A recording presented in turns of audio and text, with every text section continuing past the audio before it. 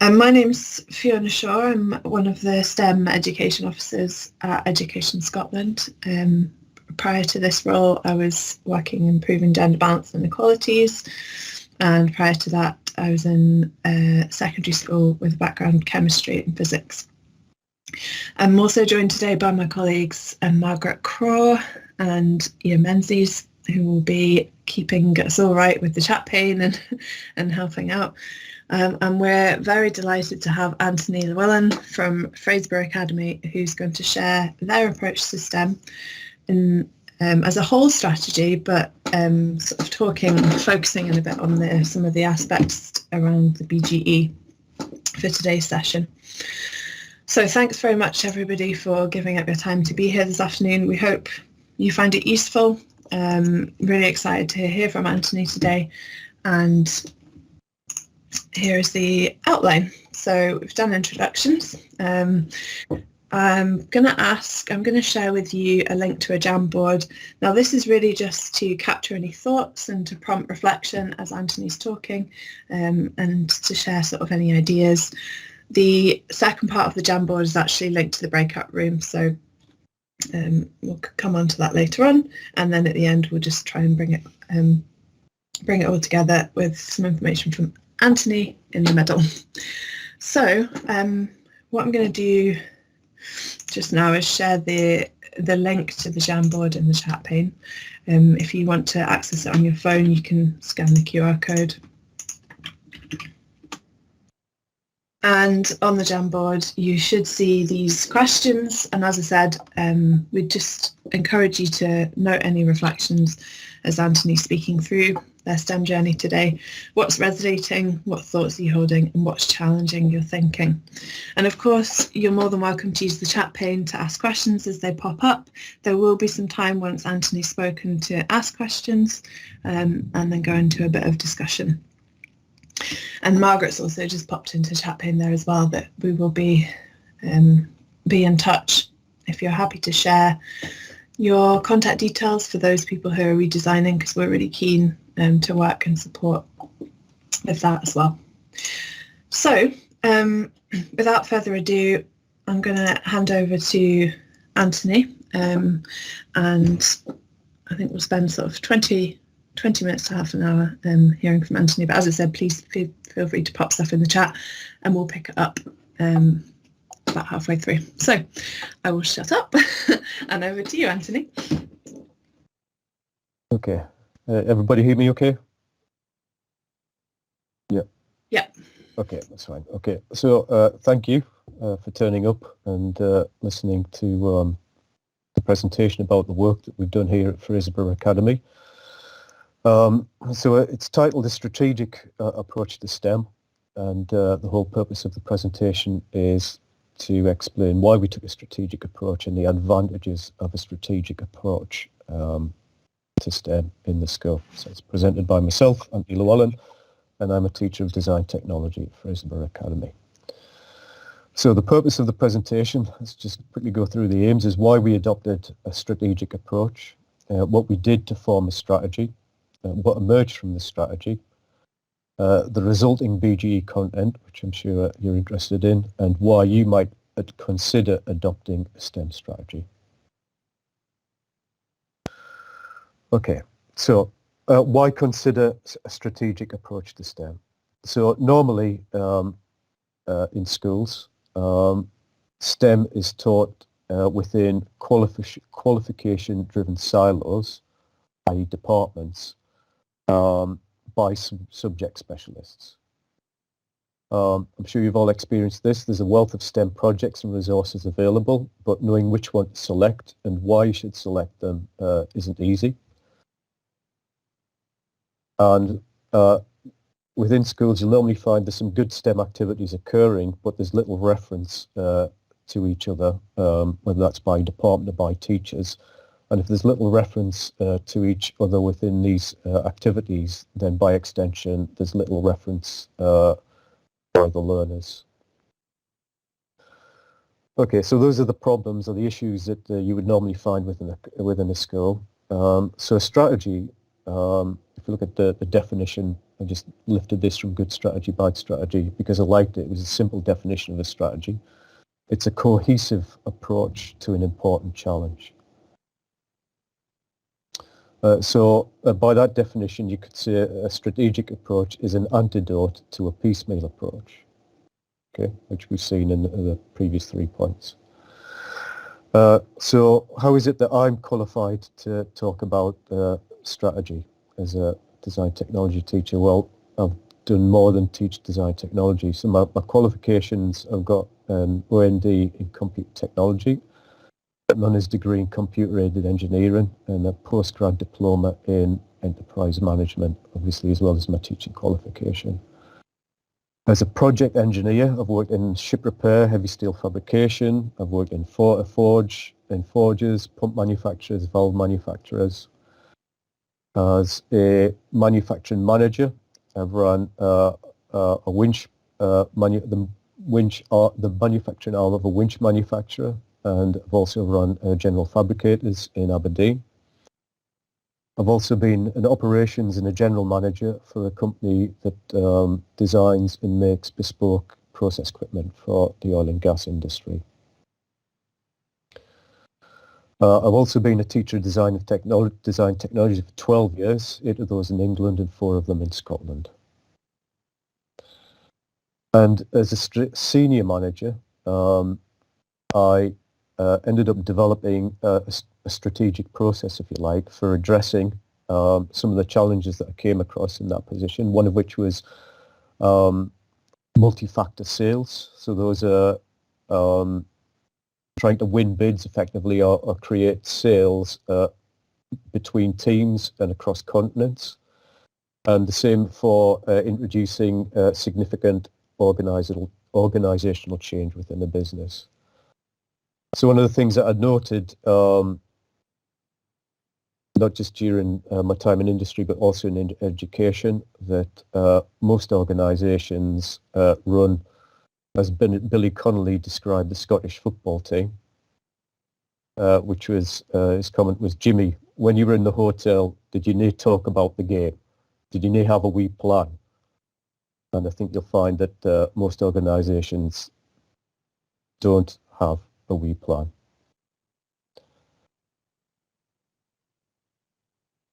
Okay, so where did we start?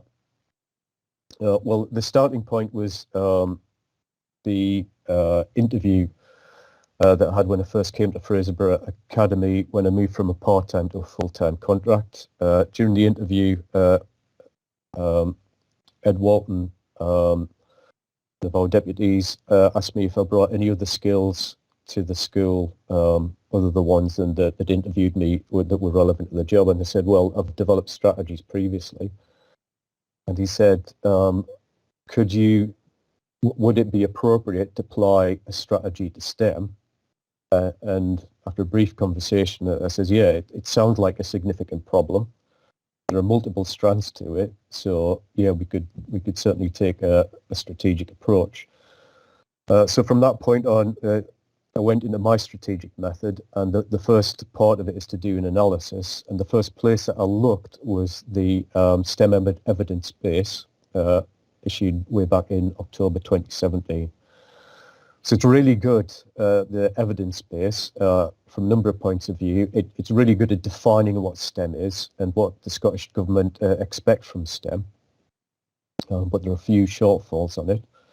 The first shortfall is their strategic STEM statement, which is, it says the focus of the STEM strategy, and I won't read it out for you, but it literally says teach STEM to everyone at all ages, and that's not really a focus.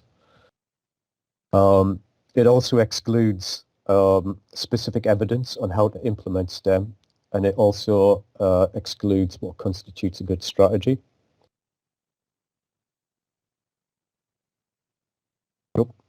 Okay, so at the Academy, just as I mentioned previously, the typical situation applied, we were siloed by department and subject. The STEM was siloed by department and subject. There was good practice but no cohesion. So the solution, as far as I was concerned, was to create our own STEM strategy. Okay, So what constitutes a good strategy? So again, just lifted from Good Strategy, Bad Strategy by Richard Rumelt. I use that definition. A strategy is a cohesive approach to an important challenge. So there are certain various components to a strategy. The first step, as I explained, was to do analysis, and I'll explain what I did in the analysis. What emerges from an analysis is critical factors. So critical factors are those things that you'd want to achieve in order to say that you fulfilled the strategy. And again, you'll see some critical factors later on. Guiding principles. If you're creating a strategy, other than the critical factors, that is the things that you want to achieve. You want to be able to define how you want to achieve that. So we've got guiding principles in there. And moving from strategy into planning, you always want some kind of execution plan and a plan, do, check, act cycle in there. And most importantly, you want a challenge statement, and the challenge statement tends to emerge from the analysis and the critical factors. But again, you'll see our versions of those as we move through the presentation.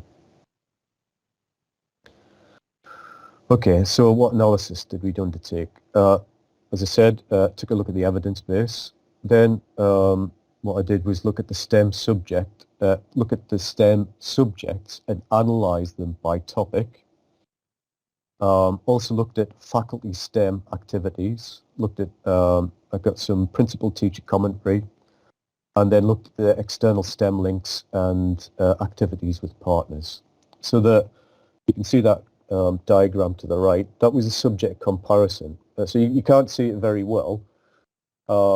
But if you just, the columns at the top of the STEM subjects, and then we've got S1, S2, and S3 are the rows, and then under those STEM subjects, we listed topics. So each one of the topics that are highlighted in yellow are topics that are, if not the same topic, they're a neighbour to that topic in another subject.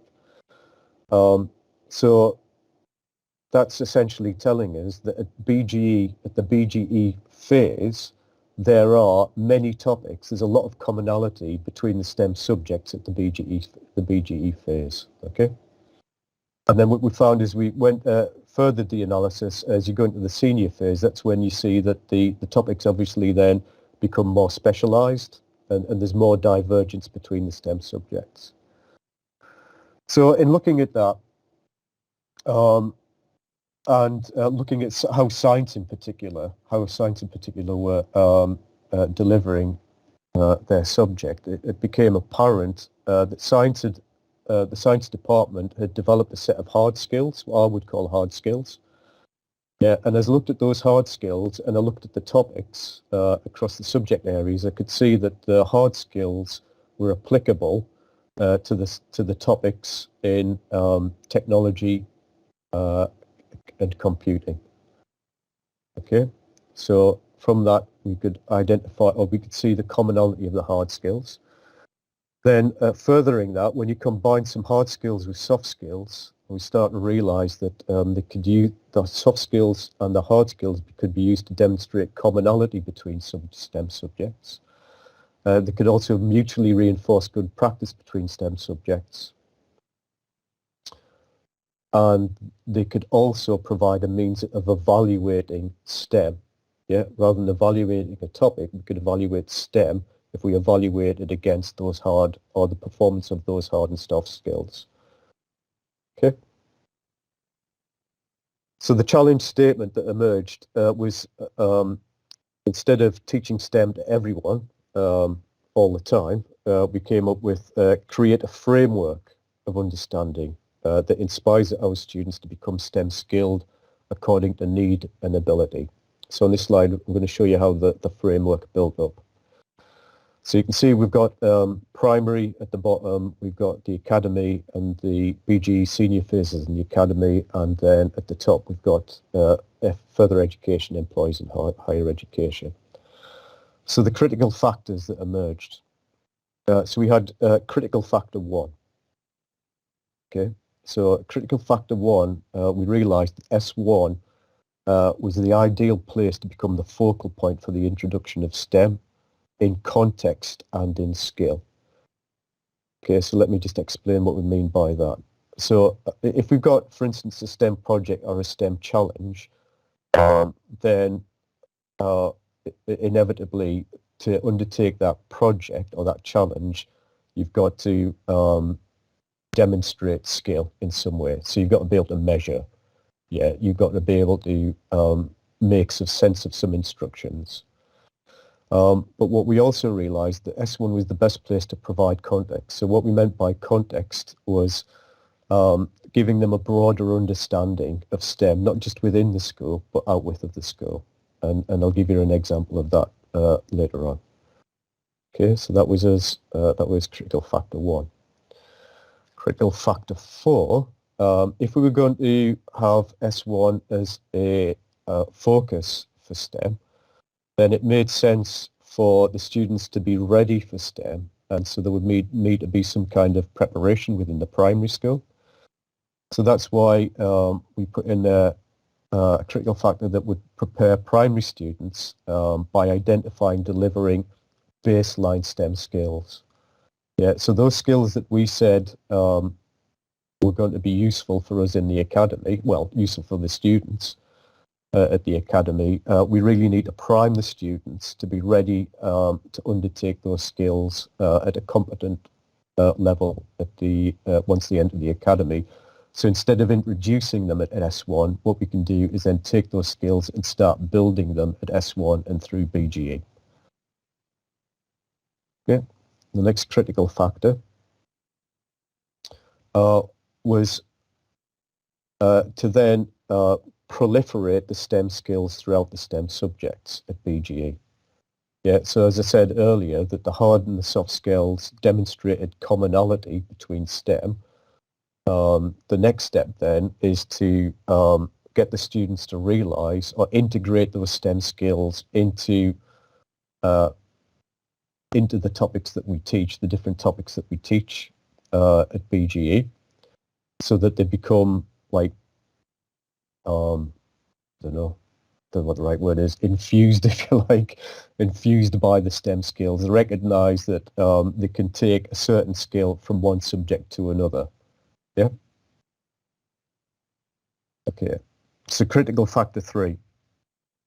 So you remember what we said was that there was you could start to see a divergence as you moved through into the senior phase. Yeah, skills were transferable. I just noticed that, chat. That's correct. Yeah, that the skills were transferable. And they're transferable not just between subjects, they're transferable beyond the academy as well. So critical factor 3, what we wanted to do at BGE, at late BGE into S4, was introduce STEM career paths so that they could see that there's a path through the STEM subjects. And what we want to do is prepare them at S3 so that they understand STEM sufficiently to pick the right subjects at S4, for senior phase, so they're not picking STEM subjects because they like or don't like a teacher. They're picking them because there's visibility of a career path through and beyond the school. Okay, next critical factor, just as I said, was critical factor 5 is to ready the senior phase for their next step, which is further education, employees and higher education. So this is then to look at the specialisms, to move away from the common STEM skills, and because the subjects and the qualifications demand that, the employers and the education, the further and higher education demand the further specialism, that we better understand what those specialisms are so that we can then move the students more easily on to them. And then finally, we've got critical factor 6, which is to be able to assess the success of that in some way at each stage. So that then is the framework. Okay, so what were the guiding principles?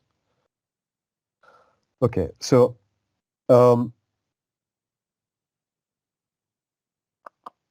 right, so guiding principles. First guiding principle, what we want to do is what we call vertically integrate the core STEM skills from primary through to academy and beyond. So what we mean by vertical integration.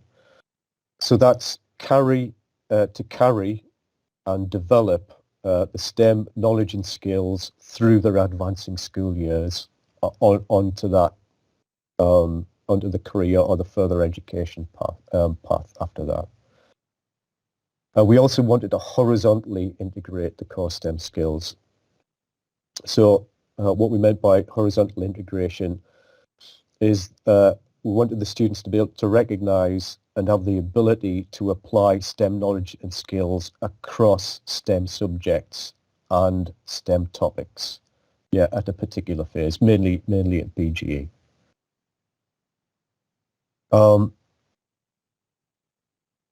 What we said was as well, if we are working as part of the strategy, we have to work collaboratively as part of the strategy in order to be able to get the vertical and the horizontal integration. And for the strategy to be a success, we had to have a common means of communication so that we could maintain engagement with the strategy. And then for the communication to work, there had to be some visibility of the strategy, so all the parties that were working under the strategy were able to see where we're at with the strategy. And then finally, what we said was that we wanted to move beyond just developing resources, that if you're working under the strategy, that you yourself would be part of that development. So it wasn't just developing resources, it was developing the people that were working as part of the strategy. I've also got I don't know if you call it like a circular diagram. I'm sure there's a name for that kind of thing, but what I just want to highlight there is there's a relationship goes on once you start working in this way. And the relationship is between the champion, that's the person leading the strategy, the sponsor, so that's the member of the senior management team who's got a significant interest in the strategy being delivered, the colleagues that you work with, and the partners, so those people that are external to the school. So there's quite a circular dialogue goes on in it, and it would be lovely if it could be managed in a systematic way, but then sometimes it's better if it isn't, that dialogue works organically. But all I wanted to do is put in there that it's particularly important that you have that dialogue going on. It's also important that you have an interested sponsor. You can't have a disinterested sponsor in something like this. I think the phrase is somebody with skin in the game,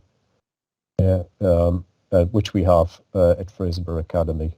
So somebody that is on board with this because it's part of their professional development as well. Okay. So what hard skills did we agree on? So the defined hard skills as those things that you're expected to know and be able to do. Okay. So like know the names of tools or laboratory equipment and be able to use them safely. All right, so I won't read them out. You can take a look at them. But I think I know for a fact if you work in science, because these were lifted from our science department, they're science related, but those work equally for technology, computer science, and also geography and home economics. Okay.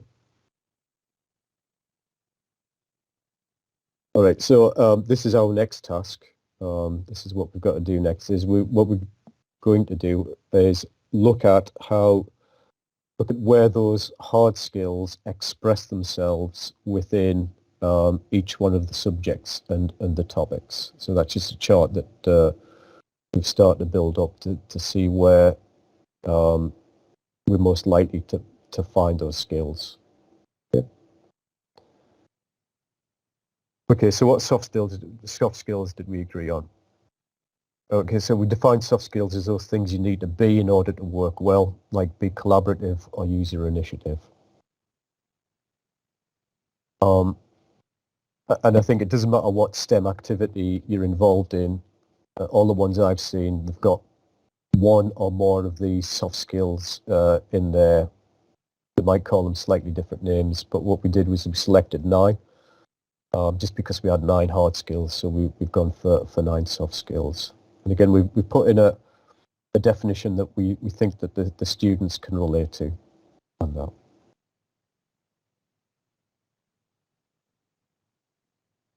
Yeah. Thanks, Anthony. Couldn't get myself off mute there. So Anthony's not finished. There's sort of a few more bits to come, but I thought this might be a useful opportunity just to sort of digest some of that. And also, if you wanted to share any thoughts, I haven't actually looked at the Jamboard yet, I'm going to do that just now, but if people have shared any thoughts on the Jamboard, I thought we could maybe bring some of that in just now as well. So obviously that was a lot of information, a lot of really useful information, and thank you so much for sort of talking us through very systematically the approach and how you got those skills. I'm just seeing a question. Would it be possible to see the hard skills again? Yes, I can just skip back to that one. There we go. And these are, as I said in the slides, I'll also send these out after the session as well, but they're in the secondary sciences files section if you wanted to open those up as well. And I'm just seeing the soft skills were from SDS Meta Skills. Ian and Margaret, I don't know if it's possible for you to pop a link into those SDS Meta Skills, or anyone, just for ease.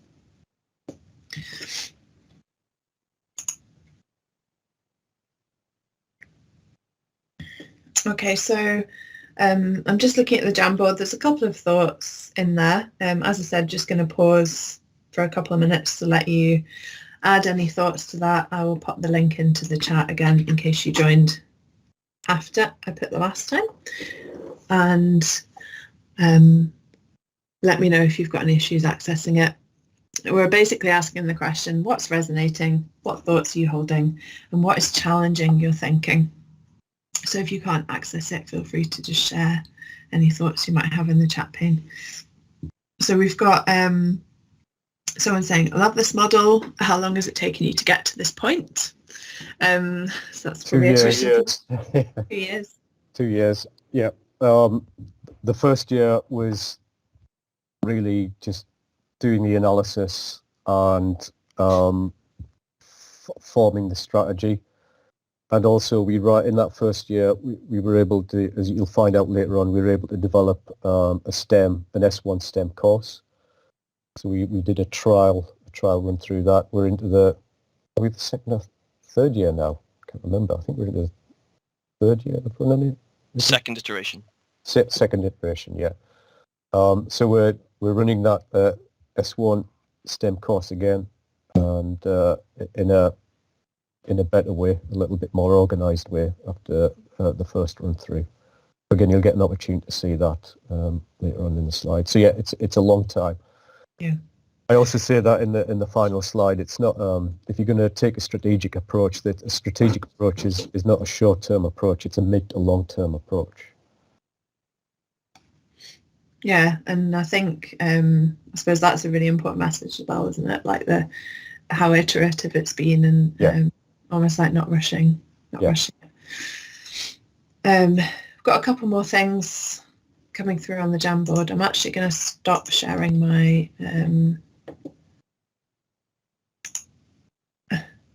going to stop sharing my slideshow and pop up the Jamboard so that we can all look at it while I'm speaking through. So quite a few points coming in now, which is great. So what's resonating? The transferability of skills across the whole school from all the different sort of STEM subjects. love this way of approaching learning, working across different departments, can see the need to work across subjects. What thoughts are you holding? A tighter integrated BGE, science and tech articulate together, and maths. What's challenging your thinking? Having that sort of smooth transition to skills awareness in the primary. How to get different departments across the school to commit. How to get all feeder schools to buy into preparing young people, tracking skill progression, how to get all subjects. Yeah, so there's some questions here that we can maybe come back to after the next couple of slides around sort of... I've got some comments on board. Those, yeah, perfect. But feel free, everybody, to keep adding to that as well. It's really helpful, and hopefully it's sort of helping you to process thoughts a little bit as well. So I'm going to come back to the slideshow. As I said, we'll come back and pick up any of those points in a couple of slides' time as well. So thank you very much, everybody, for your comments so far. Back over to you, Anthony. Okay, so on the next 3 slides, what we're going to do is show how the critical factors turn into actions, things that we're doing. So the first slide is focusing on the BGE actions. Okay.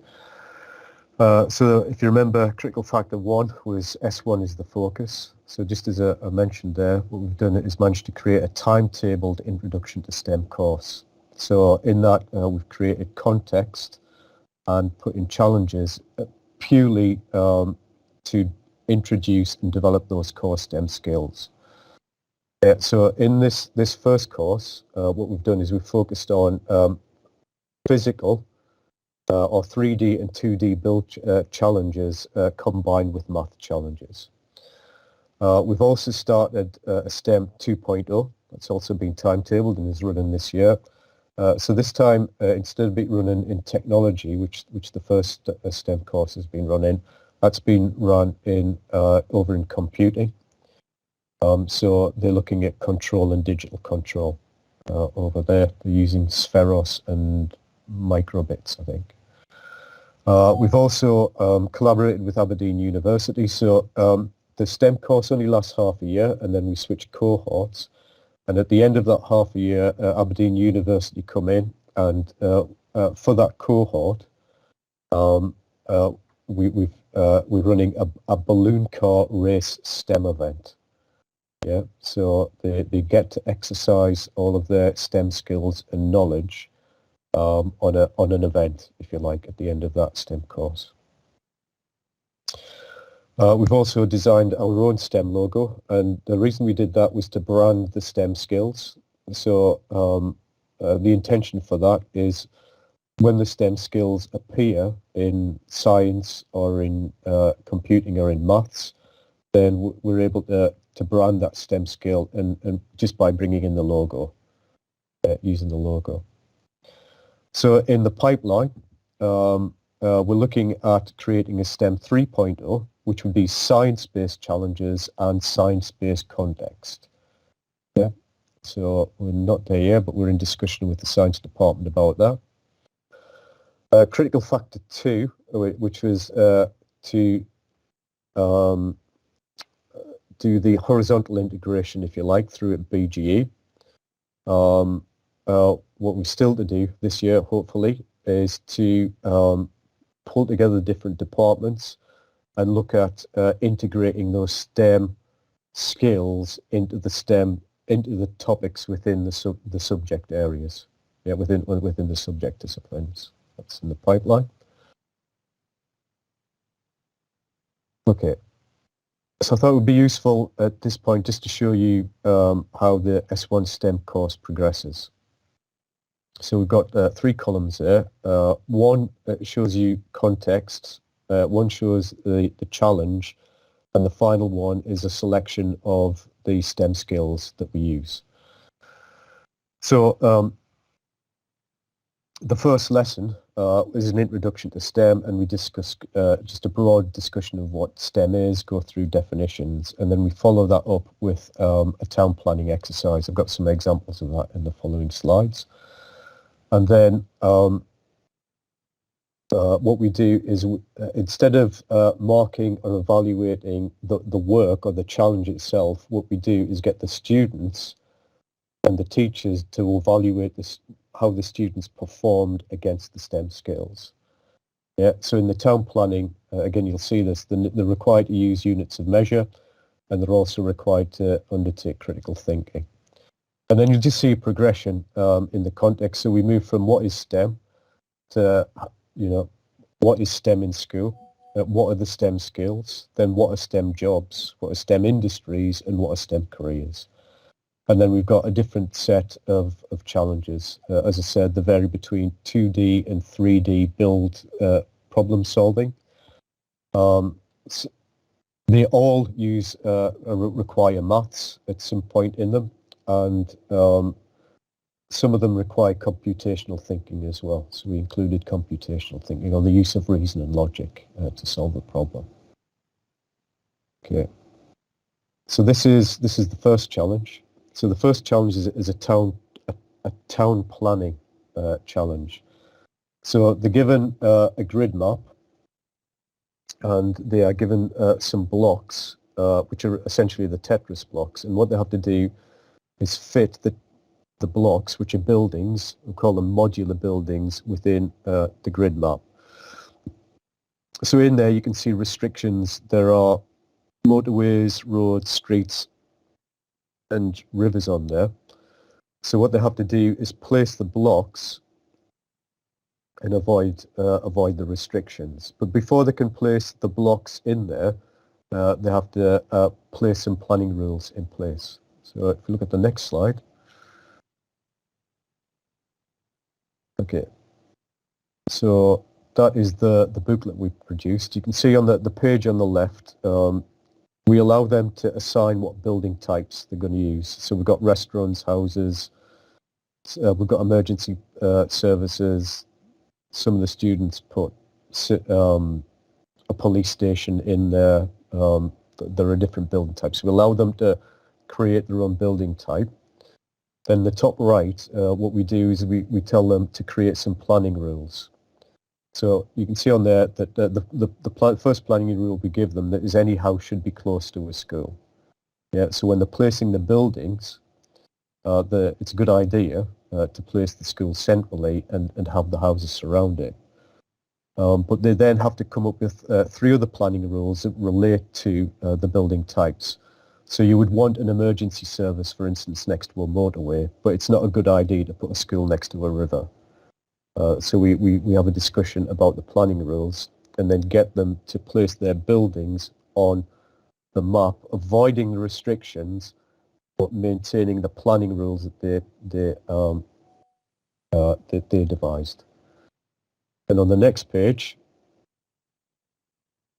on the left there, what we do is we get them to calculate the surface area of each one of the building types, assuming that each block of the module building types is 25 meters squared. So they calculate the surface area of the block, times that by the number of buildings that they put on there, and then they total that up.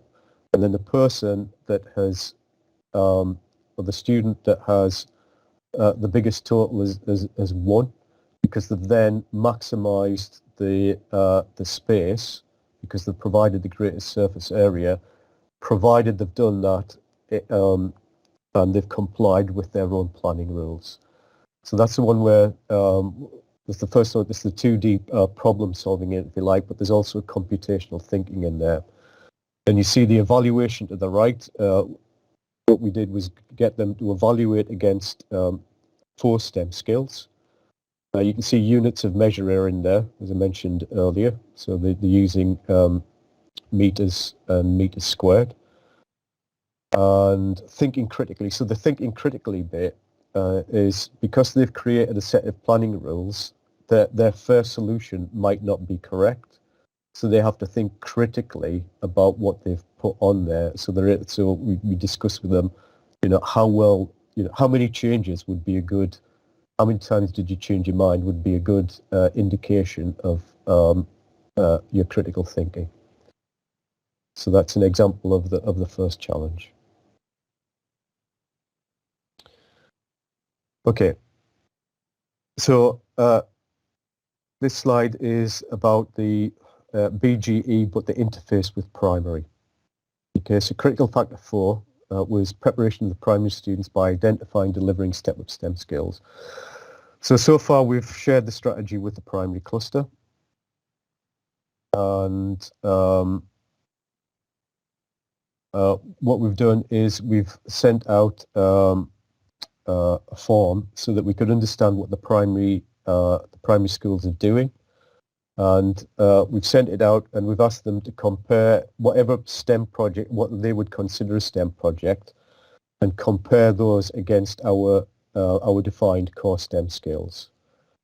Okay, so the next step, because we're still in the process of getting the returns in and that, is to look at those returns, and then we start working with our primary cluster on those gaps, if you like. So is there a project that they're working on that, with a little bit of a modification, could include all of the STEM skills, or are they completely lacking in projects that are able to introduce the STEM skills to the primary students?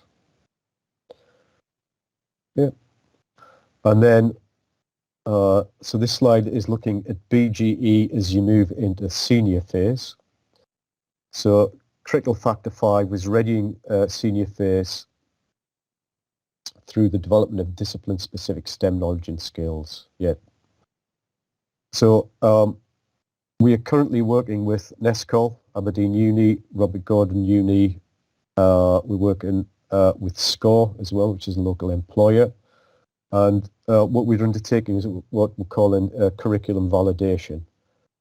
Okay, so for those courses, those feeder courses into those organisations, they're coming in and looking at our curriculum. So a good example of that is SCORE is coming in and looking at our Nat 5 metalwork and engineering course. So for instance, the skills required to pass a Nat 5 in metalworking, well, I was going to say may not, I can tell you are not sufficient normally aren't sufficient for a first year on an apprentice, on a machining or an engineering program. So that's what we're working on at the minute, is having, if you like, I can't remember, Ed, you're going to have to help me out. What's the name of the industry standard? Industry standard, that's it. I beg your pardon. Industry standard skills.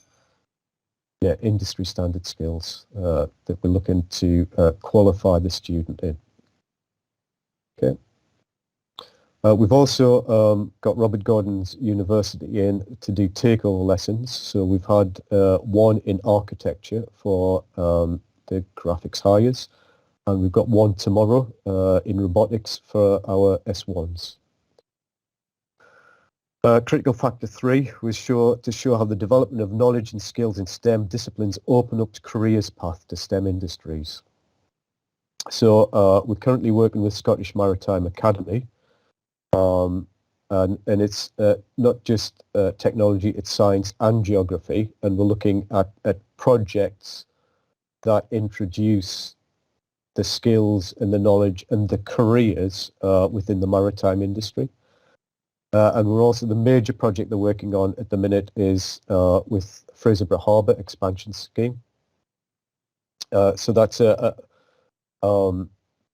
really is like a, I don't know, like an integrated approach, an integrated project between the harbour, ourselves, NESCOL, and those renewable energy firms that I've got listed on there. And we're looking at setting up a resource centre within the school and a partnership around that resource centre. Those are in the pipeline. Okay. All right, sorry. One other thing, I beg your pardon, with regard to the last slide. I didn't mention critical factor 6, which was the assessment. So what we've got currently is a deep dive in CMIS, which is analysis of STEM destinations. So for 2020 to 2022, we've already got tracked, where how many of the male, female, and total male, female students go on to then have take a STEM job or go on to take a STEM course post-school. So obviously these years are pre-introduction to STEM, but what we're looking to see over the course of the years is to see an uptick or a rise in that uptick in STEM career activities as a result of, hopefully as a result of the STEM challenges that we're undertaking. The other thing that I haven't mentioned, I guess, is the involvement of science. And I'm in the technology department, so inevitably I'm talking about a technological perspective. But what I haven't mentioned is we've got a STEM strategy team, and we always have a representative from science, a representative, at least one representative from computing as well, and maths. But beyond that, in each one of those activities that you see, science is involved in it. It's not that science is excluded anywhere. We're talking to science. We're working hand in hand with science with that. Okay, so some closing thoughts. So I thought I would quote Mike Tyson. We started with Billy Connolly. So Mike Tyson, everyone has a plan till they get punched in the mouth. So anybody that's undertaking a project or trying to take on something big, you're going to get punched in the mouth quite frequently, which is as an obstacle, or you're going to come up against a problem. So that's part of the course. So my thoughts are about this. It's a strategic approach. It's no good trying this without senior management. As mentioned earlier, somebody with skin in the game, someone with genuine interest professionally in the strategy succeeding. We're answering the question that was asked earlier. Take time. Yeah, this doesn't happen overnight. This is a couple of years worth of work. So take time, especially at the analysis stage. A lot of people, when they work strategically, will rush to do. But the best thing to do is take your time on the analysis and let the challenge statement and the critical factors emerge, and then that makes everything else after that a lot easier. Next thought. This is my thought. This is Ed's thought. Be agile in your thinking. And the reason he said that is if, especially in this, because of what the school is doing overall in terms of its links with its partners, that goes that a lot of that is out with of the STEM strategy, but there's an overlap, if you like a Venn diagram with strategy. So you have to be quick to capture, and you have to have a communication going with people involved in all those activities. So that's why we've got the be agile about your thinking. You can't say this is the STEM strategy and this is all that belongs in the STEM strategy. You've got to be able to see what else is going on and see the opportunities in that in order to incorporate it into the strategy. We're also fortunate that we're doing a major, or in the early stages of planning a big curriculum revamp, which we've called the growth curriculum.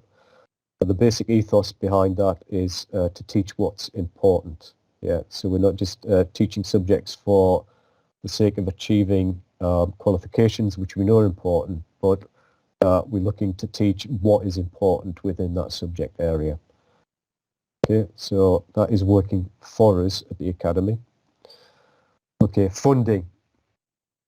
So we've used funding to develop the strategy and progress the activities under its aegis. So I haven't undertaken all of those activities. Quite a lot of I missed off the STEM Lego League. Yeah, I think I missed off the STEM Lego League on there. The computing department of taking students through the STEM Lego League. So we've had some funding other than the STEM funding. We got that from DYW, I think. And with regard to the primary school links, with regard to the development of the STEM 1.0 and the STEM 2.0, and some other activities, we've used the funding to progress those activities because they are above and beyond our normal working agreement. So it's been used in that respect. It also encourages, I guess, commitment as well. If you feel like you get a little bit more commitment if you've been, and a little bit of recognition, I guess, if you feel like you've been paid to do that. One thing to be aware of is a good strategy can sideline other initiatives. So if you've got a really good strategy, you might find that other subjects are like, well, what about us? What about us? And that is a real danger. A strong strategy will start moving of its own accord, and it would be difficult for non-strategic subjects areas to catch up with that. Okay. Right. So that's my reply to Mike Tyson. Getting punched in the mouth is no reason to abandon a good plan. Thank you. Thank you so much, Anthony, for a really detailed overview of the STEM strategy, and also talking everyone through some of the work. There's been some really lovely comments in the chat pane as well. So hopefully you've been able to have a look at those. We're now at 22. The session's due to finish at 2:45, so we're not going to break out for discussion, unfortunately. But we do have time for a couple of questions. I'm going to stop sharing this just now, and I'm going to go back onto the Jamboard again, because there's a few questions on the Jamboard that people have popped on there. So I think, if it's okay, we'll maybe start with the one about encountering resistance, because I can see that's cropped up a few times on there. Yeah, it's inevitable. You're going to get that, because when you get people working in departments, and it's not unique to schools, it's just whatever organisation you work in, what they then do is develop a culture. And if they were not, if they're not part of the development of the strategy, or they see the strategy as a threat to what they've set up, then you're going to get resistance. It's inevitable. And so it's a matter of, I think I called them ego barriers. That's the way I said that. They're not actually real barriers. They only exist in the minds of the people that hold them. So it's a matter of, I guess, interpersonal skill and dialogue with management to move people beyond that, and also incentive in terms of the funding. If you get somebody being funded to undertake an activity within the strategy, they're more likely to be pro the strategy. That's great, thank you. There's a couple, I suppose, of more logistical questions around timetabling. So try and ask a couple of those just now. So the first one is this taught in addition to the existing curricular courses, or instead of? It's in addition. I think Ed will be able to answer that better than me, how he created the time. Yeah.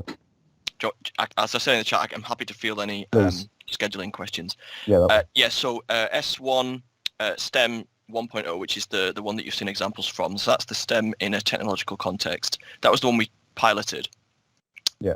And that ran that particular year. That ran in a rota against home economics. And so the young people did S1 STEM 1.0, and then they rotated over to home ec. This year we have changed it a little bit. Our school has quite a lot of staffing flux, so we have run it back to back with STEM 2.0, which is computer science. And we were able to liberate computer science from what was a BEX course. So they had a blended business and computer science. So now it's pure computer science under the STEM 2.0 banner. So using the same branding and the same skills, which was nice. Thanks. However, I just say, in order to do the that create to deliver STEM context and STEM challenges and with STEM skills, you don't need to have a devoted STEM course. I fully believe that could be integrated, especially at S1, to whatever scale or extent that could be integrated into a S1 courses across science, technology, computing and maths. Mm-hmm. Yeah, and I was lucky enough to go and see this in action in Fraserburgh, and what I thought was really useful for deep learning as well was the fact that it was not just a 50-minute period. It was, am I right in thinking it was a double period that you used as well? So I suppose that's, if that could work in timetabling, that depth of learning, I feel like that it really enabled that with that length of time.